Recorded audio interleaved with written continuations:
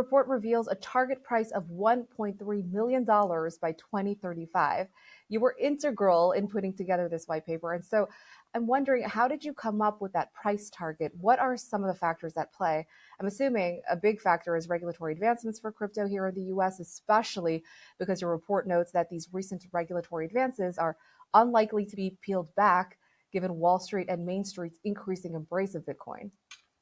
That's exactly right, Talia. What our team did at Bitwise was we zoomed out and we surveyed the Bitcoin and crypto market. And we said there's no institutions out here putting out long-term capital market assumptions. Yet every other asset class has asset managers putting these projections out. And so what we did was we dug into the historical data for Bitcoin. We looked at correlations. We looked at volatility. We looked at returns.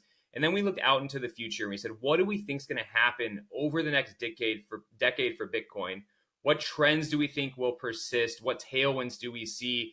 And of course, one of those very, very strong tailwinds is the regulatory pivot that we're seeing in Washington, D.C. with this new administration, which is a stark contrast from the regulatory environment that Bitcoin's operated under for the past decade, and is very different than how investors have been thinking about Bitcoin over the past decade because of that regulatory environment. And there's a number of other tailwinds that we see for Bitcoin, but regulatory environment is a huge one, as well as institutional adoption. We really had this 0 to 1 moment last year with the launch of Bitcoin ETPs.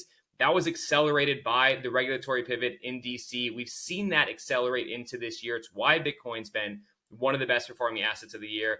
And we don't believe those trends are going to slow down. And that's why we have a $1.3 million forecast over the next decade for Bitcoin.